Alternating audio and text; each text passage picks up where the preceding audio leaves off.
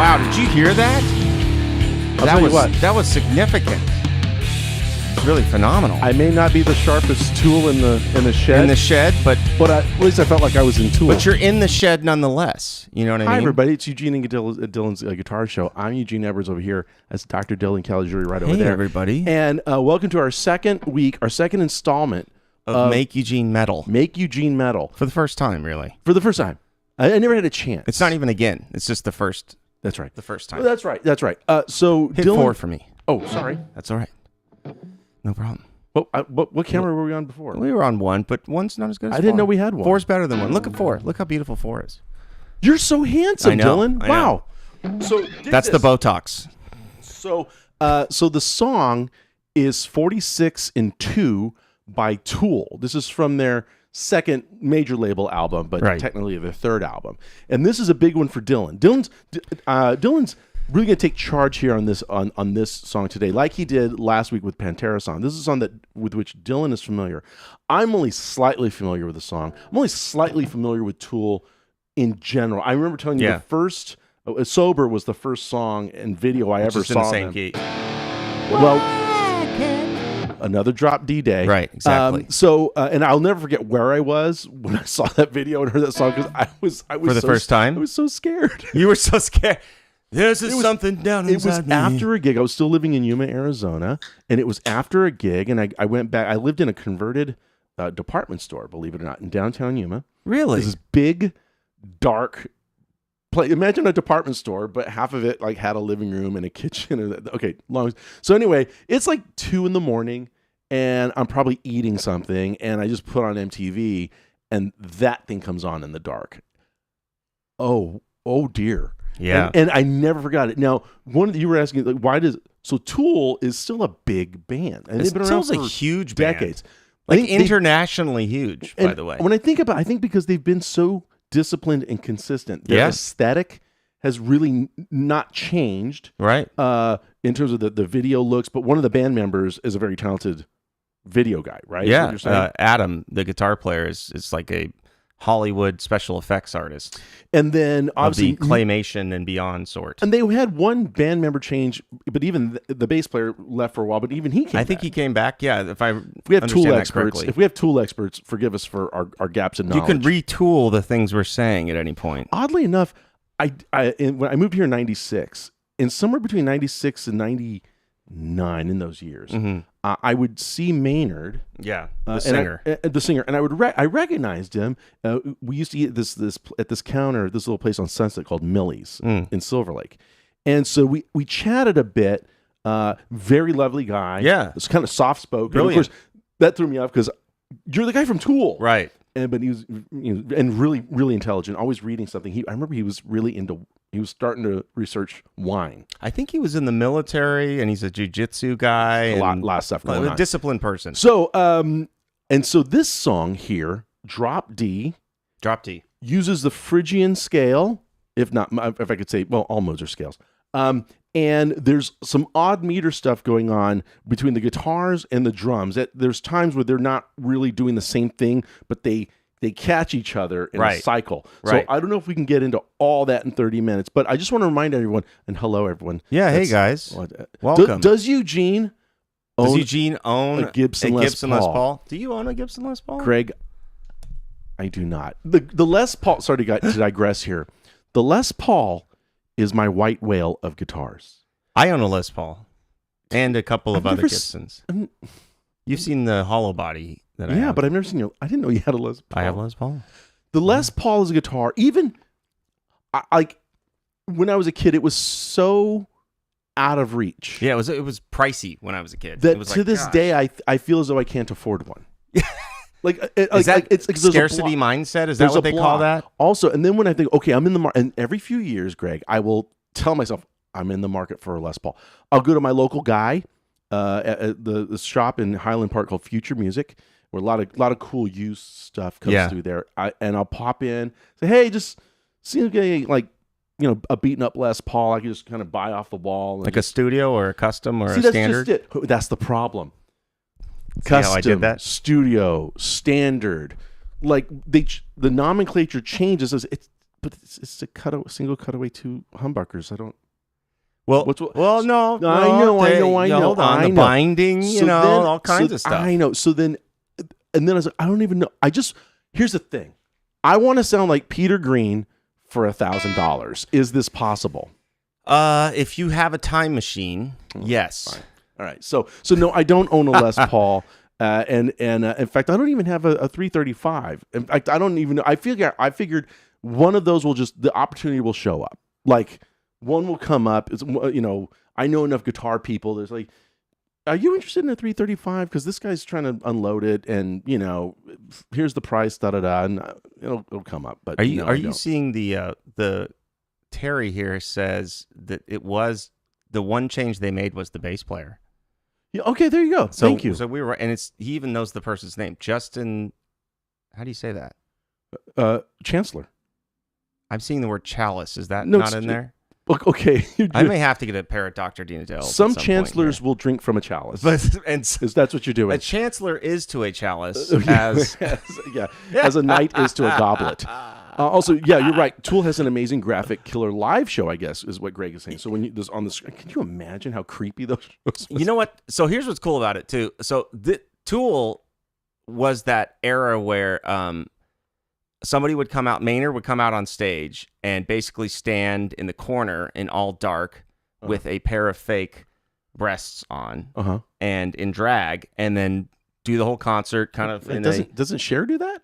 Cher does that, but it's a completely different sort of aesthetic. It's a different thing. It's a different drive. It's a different show. Okay. And then it's over, and you're like, wow, I don't know what happened. That was not. No one rocked me like a hurricane. But they still rocked me. We'll see what Terry Obie is saying. Yeah, Maynard usually sings from the back of the stage without a spotlight on him. So this is great. So these are like bands, deal breakers. No, well, this is really, really great. The bands will, certain bands that change the expected format of what a rock show is usually to be, right? Where it's usually we're still like a lot of it's still based on whatever we saw on the Beatles and Ed Sullivan in February of 1964, and then there's other bands that it doesn't have to be that. We could put the lead singer somewhere else. We could and of course bands before like Pink Floyd, where they started using multimodalities. This is the basically beginning of multimedia, all that. So Velvet Underground experimented with that. We could go on and on. That's almost a separate show. But if you guys ever really want to see like where. So these guys are so artsy-fartsy, if I can use the term. Sure. There's references to the very first fashion show, which had music by Satie, Eric Satie. Oh, wow, really? And Dolly did all the costumes, and I can't remember who did. This is how old this is. So this is Cabaret Voltaire period. Oh, okay. This is like this period where postmodernism originated. And the costumes are people in a cigarette box. Right. Or people, it's kind of what you would see now, and people would go, Am I supposed to wear that? Yeah, like we've almost made a full circle back to, and it's really more about. Would you say a perfect circle? Well, maybe a perfect circle, but it's more about spectacle. Right, than it is about utility. Of course. It's about spectacle. Yeah. And spectacle is a thing. Oh, it's the real thing. It's a thing. Yeah, theater's huge. So, no, let's get to the riff. Can we? Because we can do the riff. Yeah, sure, why not? So now I'm going to have you, can you just slowly play the, now again, if you're playing along, you're going to take that E string and drop it down to a low Drop it to a low D. Right? And so slowly play the lick. Which camera? I think I'm 3. All right, let's see that. Oh, hey, that's you. Ready? We got it your way. All right, so this lick is going to be, eventually we need to work on palm muting versus accenting in between. So you're going to play open D, which is an octave up, C to D, back to open D, E flat to D, open D, C D, open D, B flat D. So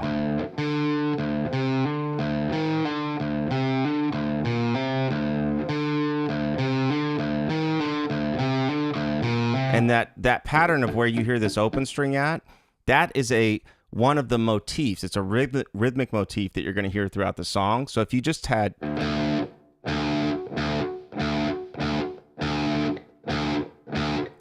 now listen to the riff.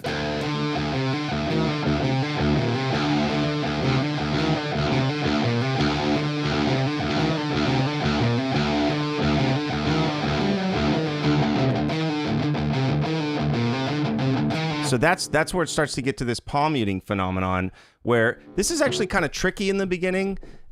If you've worked a ton on, do you remember when you first learned how to palm mute, by the way?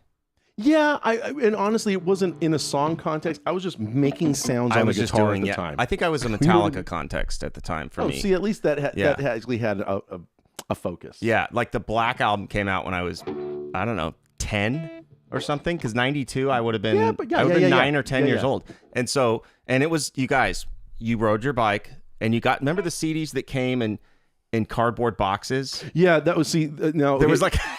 Now, this is great. As the guys from Spinal Tap mentioned, they said, this is great.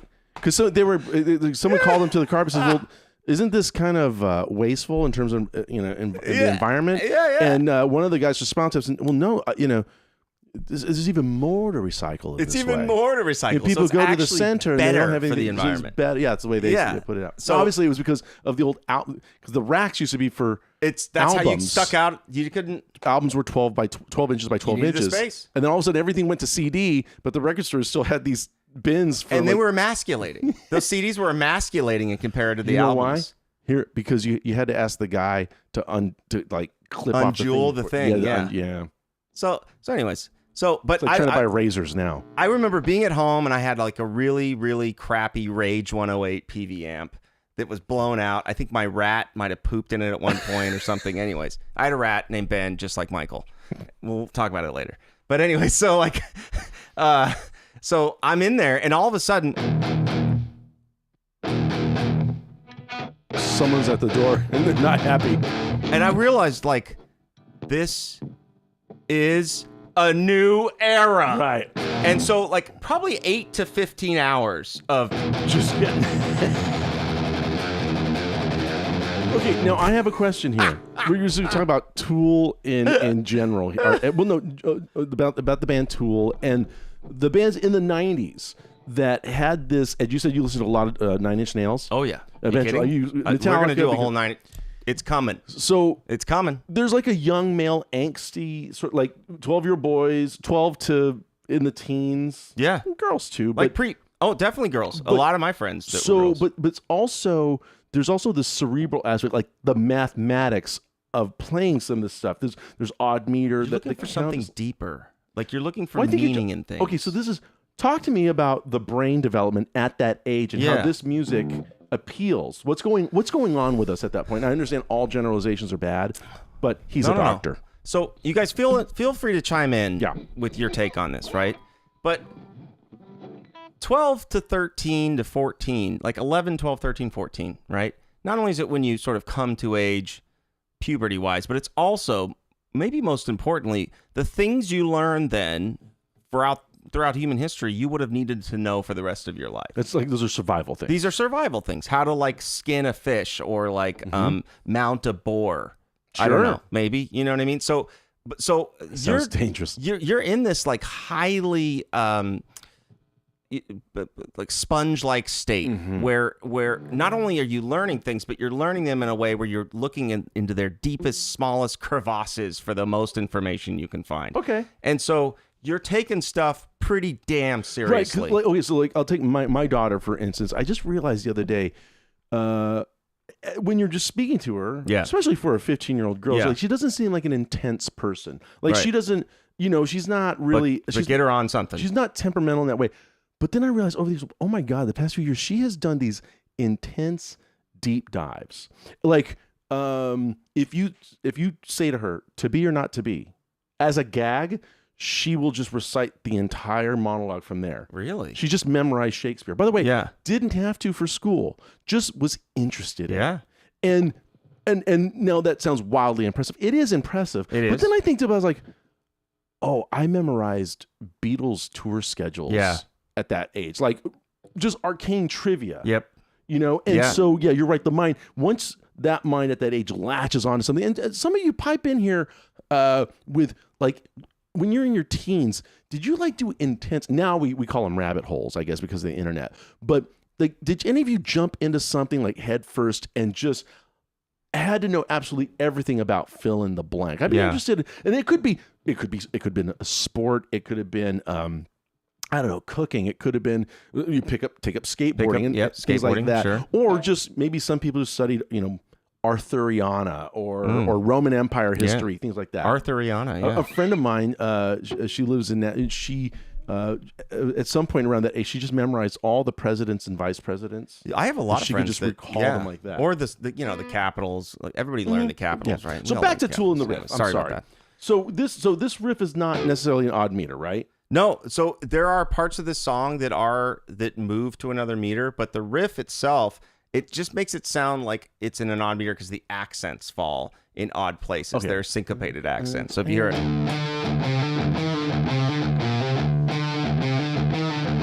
this part,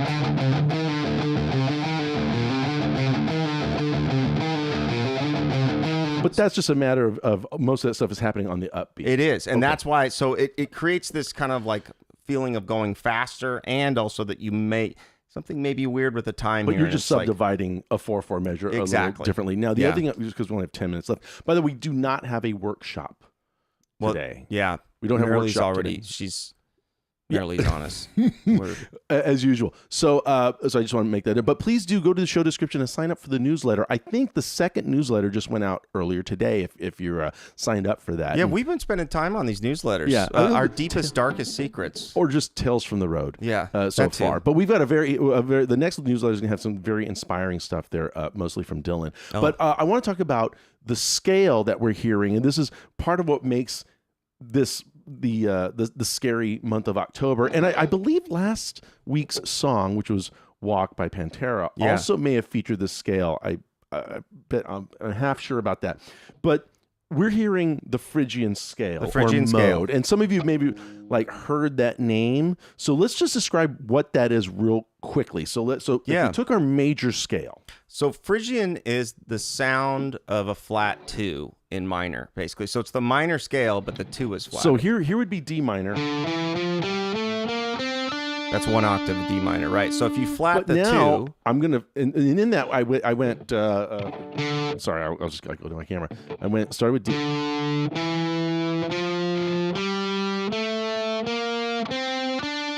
Okay, now this note right here is the second note of the scale.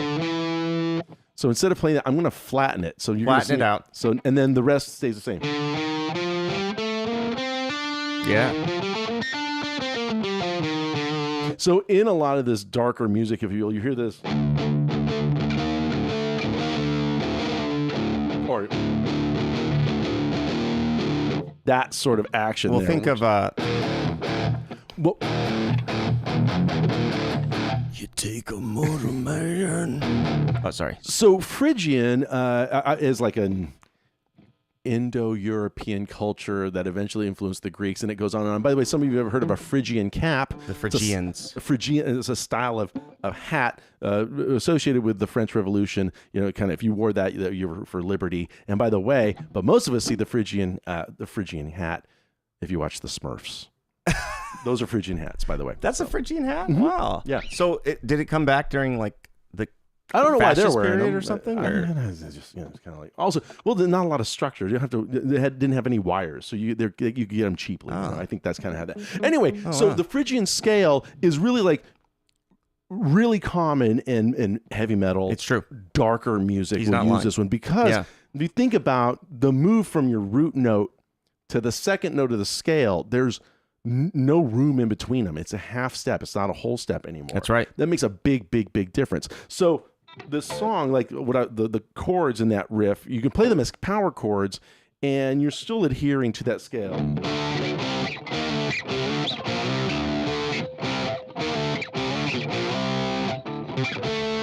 D is the root, so we're in a D Phrygian scale. But there's something happens later on in the song, which is really the main reason why I chose this. He gave me 3 options of Tool songs, basically. So I gave him, if you guys know these, this is,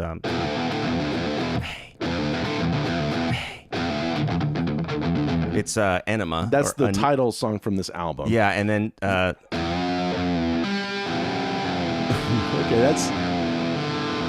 that's the lead-off track from the album. That's Stinkfist. Yeah. And that riff just makes me queasy. It does. It feels like you're on a...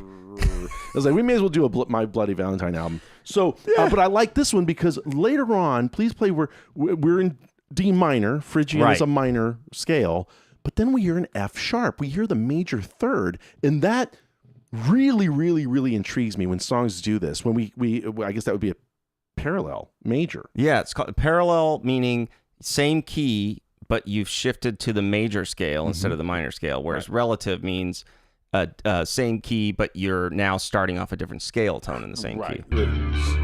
Oh.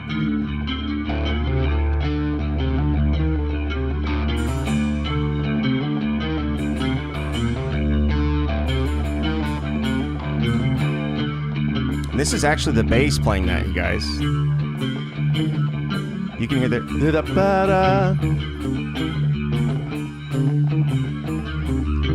So as the bass continues playing, that right there was the major third. And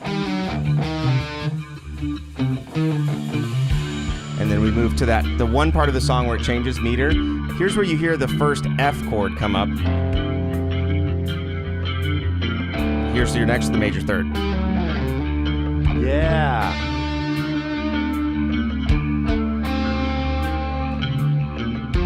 There's an F major chord. And that starts to have that's a D major sound. Well, it starts to have a harmonic minor sound to it, by the way. So if you're thinking of, it's funny. Actually, when you said the theme for this month, I thought we were going to spend a lot of time talking about harmonic minor. Yeah. But so far, Phrygian's actually been a little more prevalent. Well, this is the one instance of harmonic minor. Phrygian dominant, which means Phrygian with a major third, because dominant chords have a minor seventh and a major third. Yeah. This is the 5 scale of harmonic minor. Got that? Take notes, everybody. And so what ends up happening is that you have the sound of...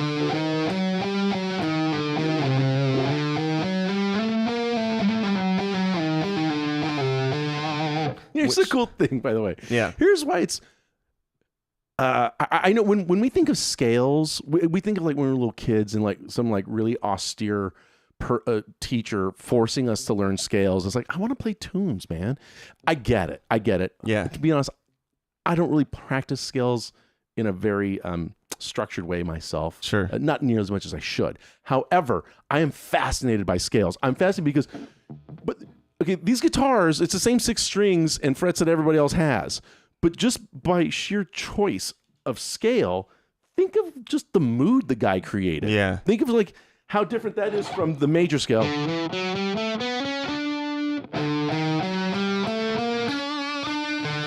It's still 7 notes. Yeah. But we just changed the intervals in between them. And man, what a world. So, by the way, Mara Lee... when she was around that age, she really got into studying the indigenous people of this nation. Really? Yeah, she said she got really obsessed with that, the whole culture and everything. So I thought that's right. She said they weren't just the bad guys on TV. No, not at all. Right? Yeah. I think Except also they were pretty funny. It's funny because I just watched an episode of the Andy Griffith Show recently where, one, they were talking about Opie needed to practice his scales. He was taking lessons from Aunt B's friend. I can't remember her name. And 2... It'll come to me. Thelma. Thelma. That's right. And 2 was that they were talking about Indian culture and an Indian agent, like someone from the city that was actually an agent of the local tribe. Oh, I got you. Obviously, this is Hollywood, but it's funny that both of those things have just been talked about in this show. Hi, Rex. Yeah, that's right. All right. But okay, hold on. So if we think about it, check out the let's hear the solo section of this. So when you hear, let's play through this chorus and then we'll be able to hear the Rex, when he was at the age, he did a deep dive into bone broths. He did bone broths. He also did like how to pee on other dogs' pee. There's a lot of bass player action here, right? With some chorus. Here comes the chorus.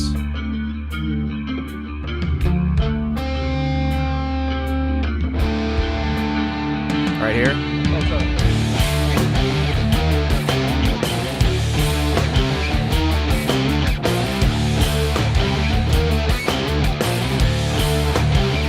Now I'm going to take the next part.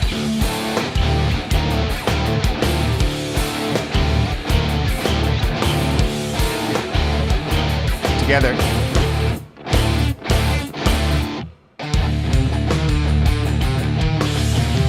So now there's a different accent.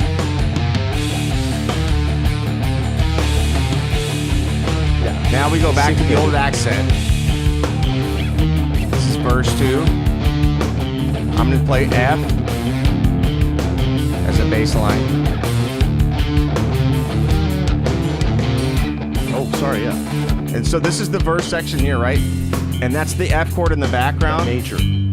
G major. Back to D. And so what that starts to do is, as you're hearing that D harmony too much, you start to get really polarized to it. Yes. So what's really cool is it's not the same verse as last time. Here comes the chord. Same thing.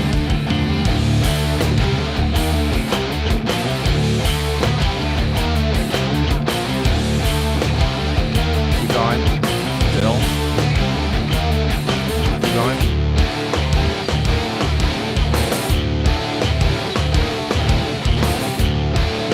Now bow, bus.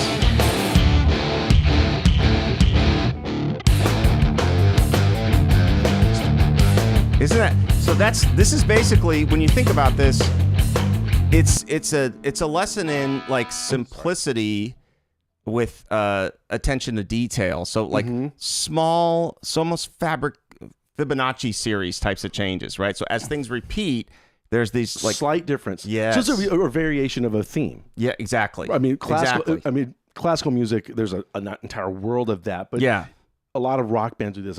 We basically have this basically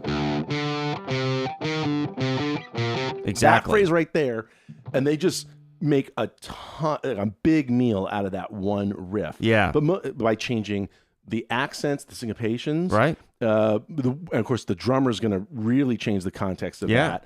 Also, you're right, and then you're going to underpin it with different chords underneath and change the context of it. It's just wonderful. It's wonderful. Great job, you guys. I think this band Tool, I think they're going to make it. I think they're going to do quite well. I would also say that so next week, what we'd like you guys to vote on right now, we have two contenders at the moment. One of them, ready for this, is Faith No More, Epic. You can feel it. Do it today if you can't. Yeah, want it out. Bay Area. That one, exactly. From your my neck of home the woods. Yeah, right. Or if you're ready for this, they're not ready. Round and Round by Rat. So if I have, let's see.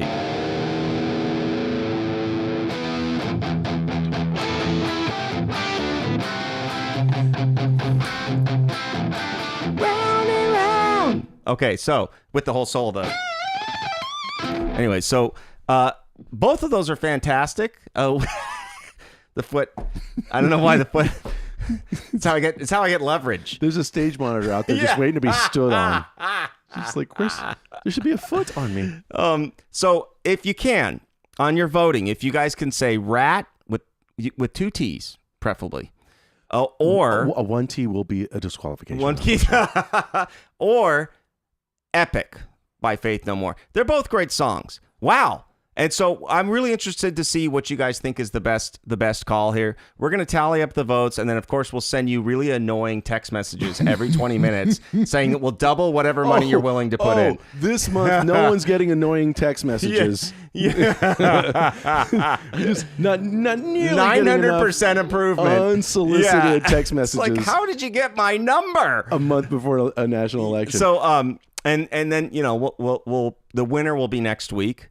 And we're looking really forward to doing that with you guys. And thank you so much for being here. This is a really fun topic. No, I love this. By the way, okay, it's because obviously it's Dylan asked, like, did you listen to this album much? You know, when it came out, and like, no, I couldn't imagine being steeped in this sort of dark nihilism like this much. Said the guy who has Dark Side of the Moon completely memorized front and back. So I don't. But it's almost like that's almost really darker and weirder than this.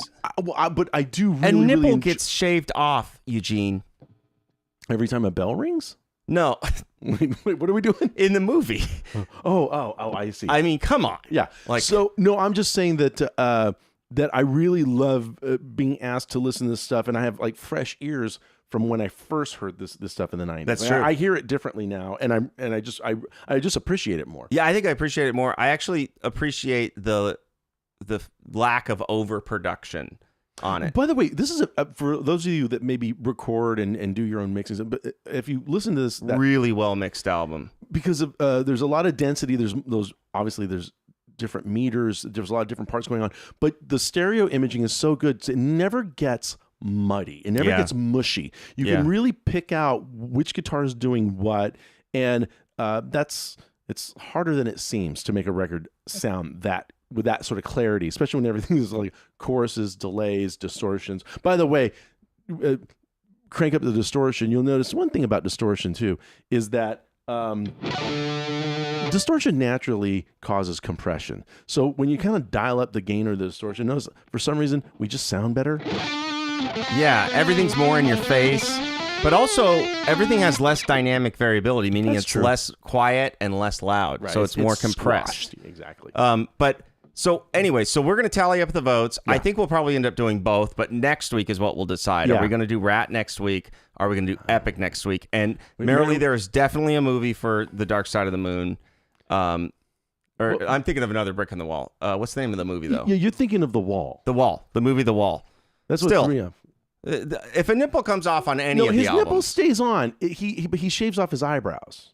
Oh, I think there's a nipple... all right. There's a nipple that is affected by that... all right, we'll go to the judges. We'll see what New York has to say about this. So if you guys can give us a T for Tool on our way out, and thank you guys for being here today. This is a fantastic episode. We can't wait to either do Rat with all solos, with harmonization. Wait, but do I get a vote, or am I disqualified because... You know what? It's a winner take all. Because I voted last week on this already. Did you say Rat last week? Yeah, I stated my preference. You know what?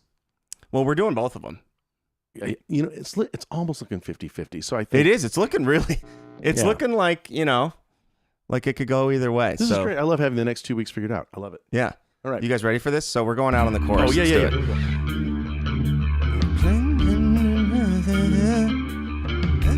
We'll just take your theories on what the 46 and 2 means.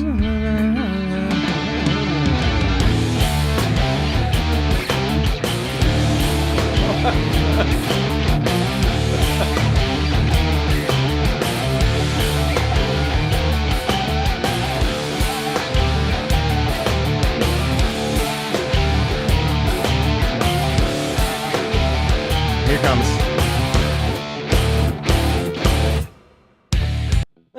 We'll see you guys later. Thank you. Ooh, hi.